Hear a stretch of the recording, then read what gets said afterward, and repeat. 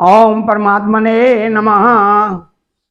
पूर्व श्लोक में भगवान ने बताया कि अज्ञान के द्वारा ज्ञान ढका जाने के कारण सब जीव मोहित हो रहे हैं।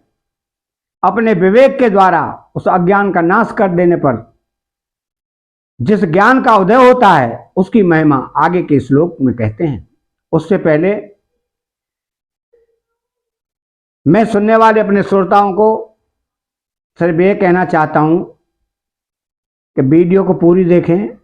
एक ही तो श्लोक है और उसको समझें।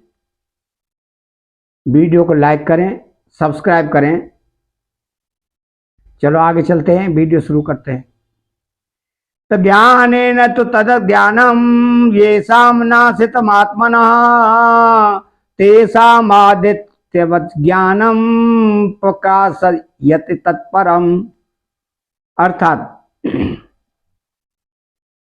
ज्ञानेन तो तद ज्ञानम येषां नाशितमात्मनः। पीछे के श्लोक में कही बात से विलक्षण बात बताने के लिए यहां तु पद का प्रयोग किया गया। पीछे के श्लोक में जिसको अज्ञानेन पद से कहा था उसको यहां तत् अज्ञानम पद से कहा गया है। तो अपनी सत्ता को, शरीर को अलग अलग मानना ज्ञान है और एक मानना अज्ञान है। उत्पत्ति विनाशशील संसार के किसी अंश में तो हमने अपने को रख लिया, अर्थात मैंपन अहंता कर लिया, और किसी अंश को अपने में रख लिया, अर्थात मेरापन ममता कर लिया। अपनी सत्ता का तो निरंतर अनुभव होता है और मैं मेरापन बदलता हुआ प्रत्यक्ष दिखता है। जैसे पहले मैं बालक था और खिलौने आदि मेरे थे, अब मैं युवा या वृद्ध हूं और स्त्री, पुत्र, धन, मकान आदि मेरे हैं। इस प्रकार में मेरेपन के परिवर्तन का ज्ञान हमें है, पर अपनी सत्ता के परिवर्तन का ज्ञान हमें नहीं है। यह ज्ञान अर्थात यह विवेक है।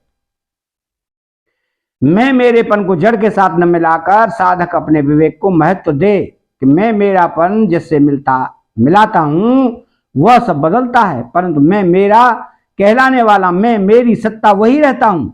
जड़ का बदलना और अभाव तो समझ में आता है, पर स्वयं का बदलना और अभाव किसी की समझ में नहीं आता। क्यों? कि स्वयं में किंचित भी परिवर्तन और अभाव कभी होता ही नहीं।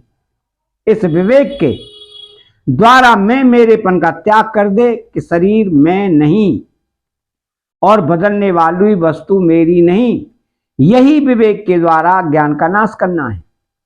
परिवर्तनशील के साथ अपरिवर्तनशील का संबंध अज्ञान से, अर्थात विवेक को महत्व न देने से है। जिसने विवेक को जागृत करके परिवर्तनशील मैं मेरेपन के संबंध का विच्छेद कर दिया है, उसका वह विवेक सच्चिदानंद घन परमात्मा को प्रकाशित कर देता है, अर्थात अनुभव करा देता है। तेषामादित्यवत् ज्ञानम प्रकाशयति तत्परम। विवेक के सर्वदा जागृत होने पर परिवर्तनशील की निवृत्ति हो जाती है। परिवर्तनशील की निवृत्ति होने पर अपने स्वरूप का स्वच्छ बोध हो जाता है, जिसके होते ही सर्वत्र परिपूर्ण परमात्म तत्व प्रकाशित हो जाता है, अर्थात उसके साथ अभिन्नता का अनुभव हो जाता है। यहां परम पद परमात्म तत्व के लिए प्रयुक्त हुआ है। दूसरे अध्याय के 59वें श्लोक में तथा 13वें अध्याय के 34वें श्लोक में भी परमात्म तत्व के लिए परम पद आया है। प्रकाशयते पद का तात्पर्य है कि सूर्य का उदय होने पर नई वस्तु का निर्माण नहीं होता, प्रत्युत अंधकार से ढके जाने के कारण जो वस्तु दिखाई नहीं दे रही थी वह दिखने लग जाती है। इसी प्रकार परमात्मा तत्व स्वतः सिद्ध है, पर अज्ञान के कारण उसका अनुभव नहीं हो रहा था। विवेक के द्वारा अज्ञान मिटते ही वह स्वतः सिद्ध परमात्मा तत्व का अनुभव होने लग जाता है। इसके गूढ़ भाव में अज्ञान का नाश विवेक से ही होता है, उद्योग से नहीं। तो यतन तो अप्यकृतात्मानौ नैनम पश्यन्त्य चेतसा। कारण कि अज्ञान का नाश क्रिया साध्य परिश्रम साध्य नहीं है। परिश्रम करने से शरीर के साथ संबंध बना रहता है। क्यों? कि शरीर से संबंध जोड़े बिना परिश्रम नहीं होता। दूसरी बात, अज्ञान को हटाने का उद्योग करने से अज्ञान दृढ़ होता है। क्यों? उसकी सत्ता मानकर ही उसको हटाने का उद्योग करते हैं। तो अस्वाभाविकता में स्वाभाविकता की विपरीत भावना अज्ञान अपने में ही है। अतः विवेक का आदर करने से उसका निराकरण हो जाता है।